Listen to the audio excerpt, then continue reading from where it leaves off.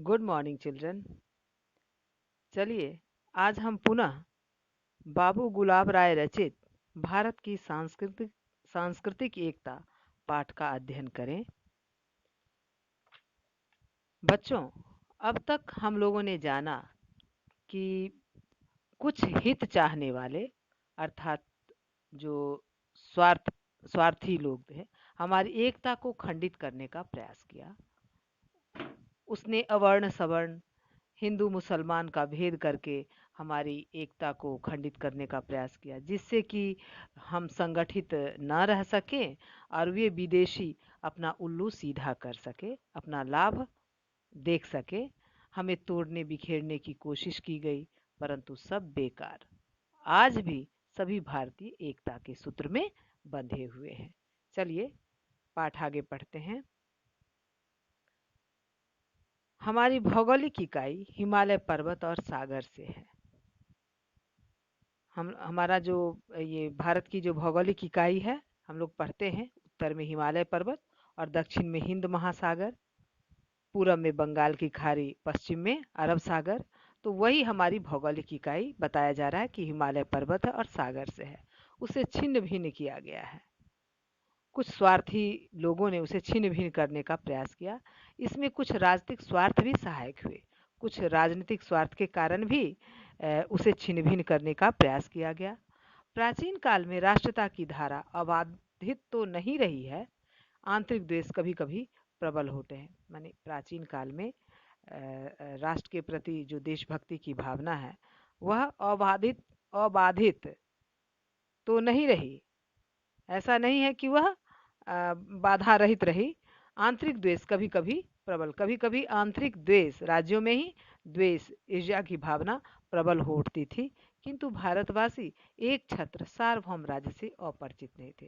किंतु भारतवासी एक छत्र सार्वभौम, सार्वभौम मतलब सर्वव्यापक, संपूर्ण, ये पृथ्वी, सब सार्वभौम मतलब हो गया सभी जगह।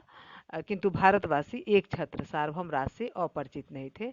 उन्हें भारतवासी क्या थे?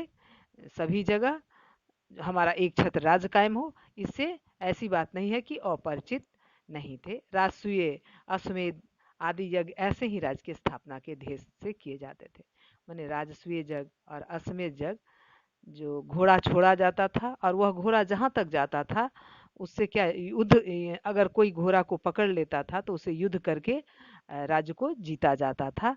तो ये क्या होता था, राज्य की स्थापना के ध्येय से राष्ट्रीय और अश्वमेध यज्ञ किए जाते थे। इनके द्वारा टूटी हुई राष्ट्रीय एकता जुड़कर अविरल धारा का रूप धारण कर लेती थी। और जो राष्ट्रीय एकता थी जो टूटी हुई रहती थी, राजस्वीय और अश्वमेध यज्ञ करने से एकदम बृहत रूप धारण कर लेती थी। राजनीति की अपेक्षा धर्म और संस्कृति मनुष्य के हृदय के अधिक निकट है। अंडरलाइन करेंगे बच्चों। बताया गया कि राजनीति की अपेक्षा धर्म और संस्कृति मनुष्य को मनुष्य से जोड़ती है।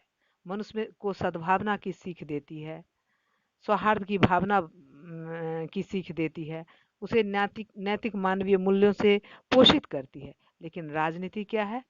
वह कूटनीतिज्ञता सिखाती है, छल प्रपंच सिखाता है। स्वार्थ की भावना राजनीति में होती है। इसलिए कहा गया है कि राजनीति की अपेक्षा धर्म और संस्कृति मनुष्य के हृदय के अधिक निकट है। यद्यपि राजनीति का संबंध भौतिक सुख सुविधाओं से है, फिर भी जनसाधारण जितना धर्म से प्रभावित होता है उतना राजनीति से नहीं। यद्यपि तो कहा गया है कि राजनीति का संबंध भौतिक सुख सुविधाओं से है, सुख सुविधा से राजनीति का संबंध है, फिर भी जो जन साधारण लोग हैं वह वे धर्म से ही प्रभावित होते हैं, वो राजनीति से प्रभावित नहीं होते हैं। क्योंकि राजनीति हमें छल प्रपंच सिखाती है, एक दूसरे से ईर्ष्या द्वेष की भावना करने की सीख देती है। लेकिन धर्म एक दूसरे से जुड़ने की सीख देता है, सद्भावना की सीख देती है। हमारे भारतीय धर्मों में भेद होते हुए भी उनमें एक सांस्कृतिक एकता है। और भारतीय धर्म में भेद भी है, लेकिन एक सांस्कृतिक एकता है जो उनके अविरोध की परिचायक है। कोई उसका ये विरोध नहीं कर सकता है। वही त्याग और तप एवं मध्यम मार्ग की संयमी भावना हिंदू, बौद्ध, जैन और सिख संप्रदाय में समान रूप से विद्यमान है।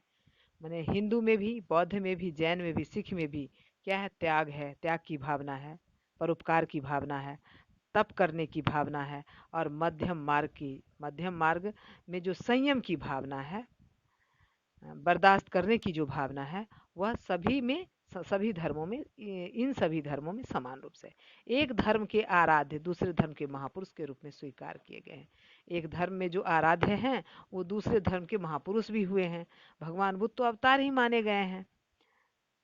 कलयुगे कली प्रथम चरणावे बौद्धावतारे कहकर प्रत्येक धार्मिक संकल्प में हम उनका पुण्य स्मरण कर लेते हैं।